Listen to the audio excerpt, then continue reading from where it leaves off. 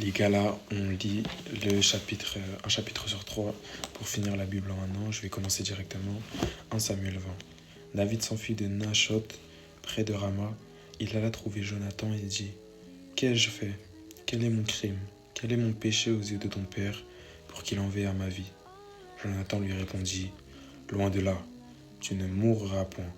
Mon père ne fait aucune chose, grande ou petite, sans m'en informer. Pourquoi donc mon père me cacherait-il celle-là, s'il n'en est rien? David dit encore, en jurant: Ton père sait bien que j'ai trouvé grâce à tes yeux. Et il leur a dit que Jonathan ne le sache pas. Cela lui ferait de la peine. Mais l'Éternel est vivant et ton âme est vivante. Il n'y a qu'un pas entre moi et la mort. Jonathan dit à David: Je ferai pour toi ce que tu voudras. Et David lui répondit: Voici, c'est demain la nouvelle lune, et je devrais m'asseoir avec le roi pour manger.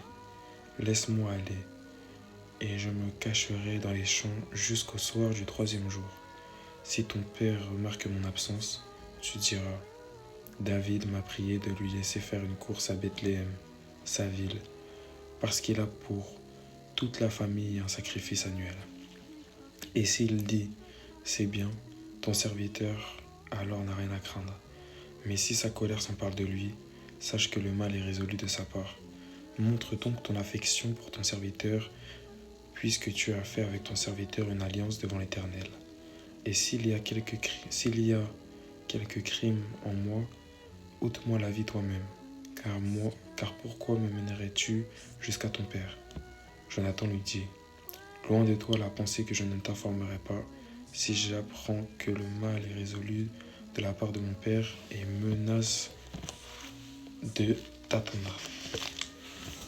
David dit à Jonathan: Qui m'informera dans le cas où ton père te répondrait durement? Et Jonathan dit à David: Viens, sortons dans les champs. Et ils sortirent tous deux dans les champs. Jonathan dit à David: Je prends au témoin l'Israël, le Dieu d'Israël, l'Éternel, le Dieu d'Israël. Je sonderai mon père demain ou après-demain. Et dans le cas où il serait bien disposé pour David, si je n'envoie vers toi personne pour t'en informer, que l'Éternel traite Jonathan dans toute sa rigueur. Dans le cas où mon père trouverait bon de te faire du mal, je t'informerai aussi et je te laisserai partir, afin que tu t'en ailles en paix. Et que l'Éternel soit avec toi comme il a été avec mon père. Si je dois vivre encore, veuille user envers moi de la bonté de l'Éternel, et si je meurs, ne retire jamais ta bonté envers ma maison, pas même lorsque l'Éternel retranchera chacun des ennemis de David